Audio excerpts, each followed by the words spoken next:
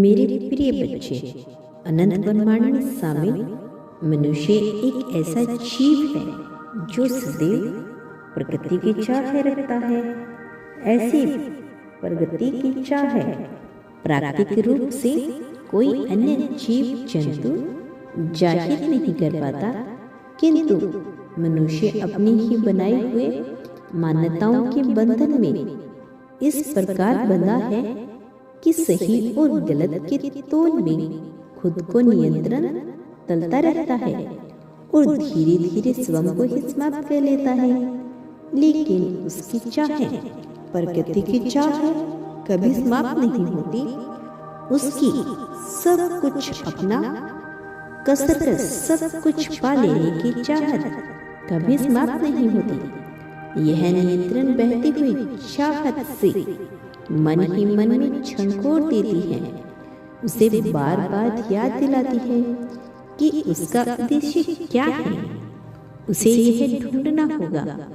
उसे बार बार यह स्मरण कराती है कि वह साधारण नहीं है। बार बार उसके कानों में यही ध्वनि बजती है कि वह कैसे अपनी त्रासदी के जंजाल से बाहर निकल सके, कैसे स्वयं को मजबूत पक्ष में रखकर लोगों की सहायता कर सके। लेकिन सर्वप्रथम अब अपने और अपने चाहने वालों के जीवन में घनघोर परिवर्तन ला सके। उसकी यही चाहत उसे बार बार विचलित करती है। असंतुष्टि की भावना उसके भीतर घर करती चली जाती है, लेकिन अंततः उसे कुछ भी हासिल नहीं होता। वह तड़पते हुए उस जीव के समान हो जाता है जिसे कुछ भी हासिल नहीं होता। तुम्हारी गति ऐसी ही चली आ रही है, तुम्हारे मन की धारणा इसी प्रकार से बढ़ रही है। मेरे प्रिय बच्चे, तुम्हारी परिस्थिति, तुम्हारा हाल इस पक्षी के समान है जो ऊंचा उड़ना चाहता है, जो आकाश में विलीन होना जाना चाहता है, जो समस्त ऊंचाइयों को अपने अधीन कर लेना चाहता है, जो चाहता है कि वह इतनी ऊंची उड़ान उड़ सके कि कोई अन्य जीव उसका शिकार न कर पाए। वह इतनी ऊंची उड़ान उड़ सके कि यदि किसी को उस पर देखना हो तो अपनी नजरें उठाकर देखना पड़े। और ऐसा नहीं है कि उसमें क्षमता नहीं है, उसमें संपूर्ण प्रतिभा और क्षमता भी विद्यमान है, किंतु वह उड़ नहीं पाता। उसके बजाय उसके पास पंख है, इसके बजाय कि अनंत आकाश में विलीन हो सकता है, इसके बजाय कि वह उड़ने वाला एकमात्र जंतु है, वह नहीं उड़ पाता क्योंकि उसका विश्वास डगमगा जाता है। अपने ऊपर उत्पन्न हुआ उसका यह संदेह उसे बार बार विचलित करता है, बार बार कमजोर करता है और बार बार उसके मन को ठेस पहुंचाता है। लेकिन विडंबना उत्पन्न कहाँ से हुई? यह विडंबना वास्तव में उसके मन से ही उत्पन्न हुई है। यह विडंबना का कारण यह भारी जगत नहीं, यह गगन नहीं, यह हवा नहीं, यह धूल गट नहीं। इसकी विडंबना का कारण उसका अपना विचार है, जो बार बार उसके लिए बाधा उत्पन्न कर रहा है, क्योंकि वह कभी ऊंचा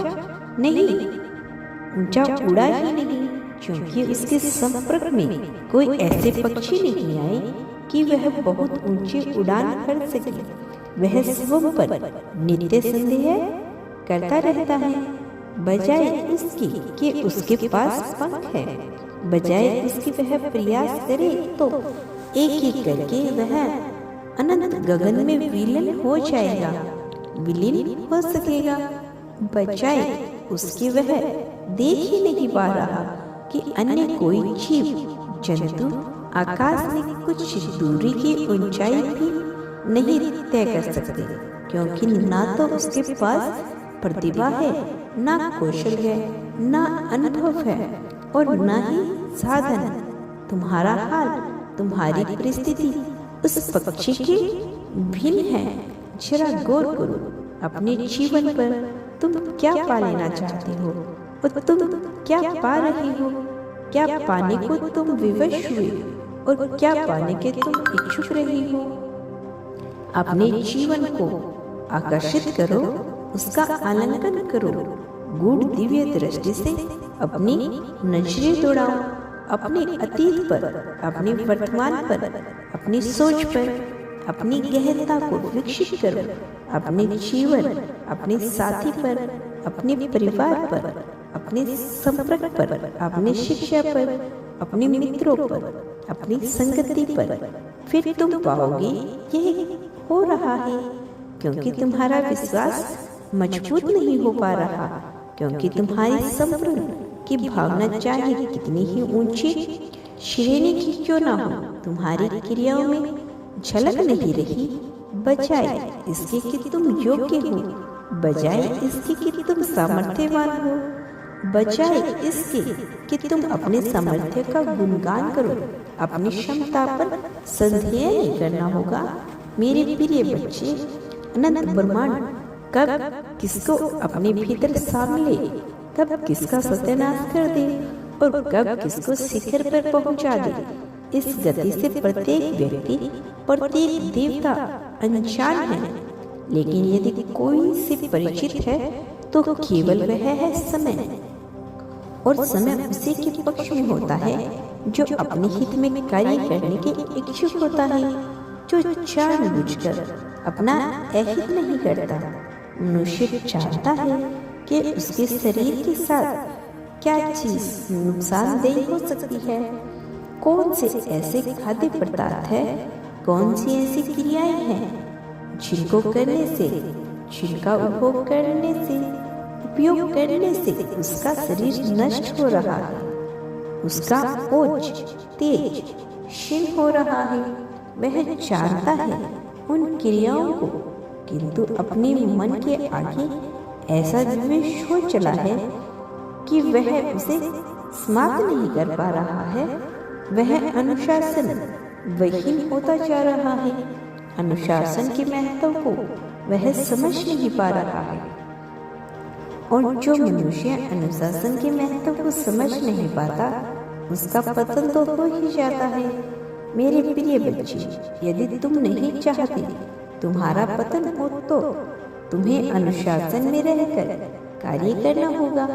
और अनुशासन का अर्थ यह नहीं है कि तुम किसी कार्य को किसी समय पर करते हो।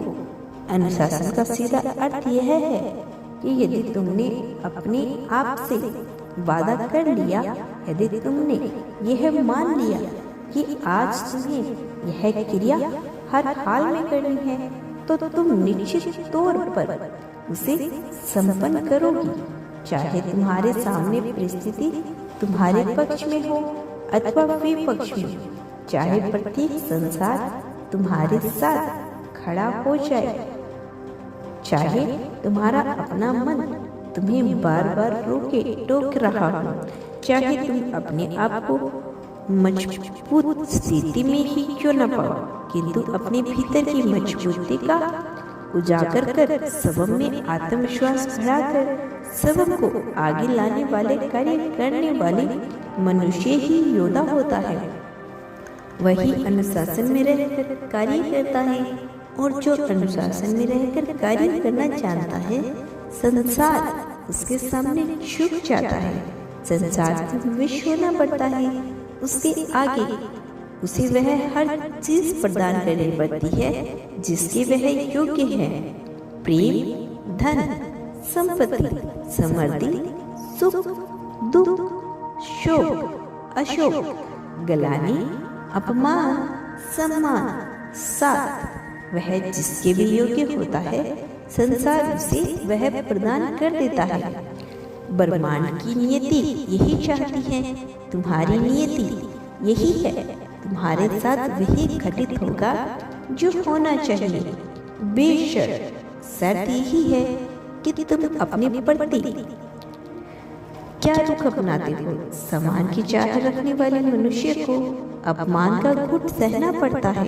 सुख की चाह रखने वाले मनुष्य को दुख के आंसू झेलने पड़ते हैं।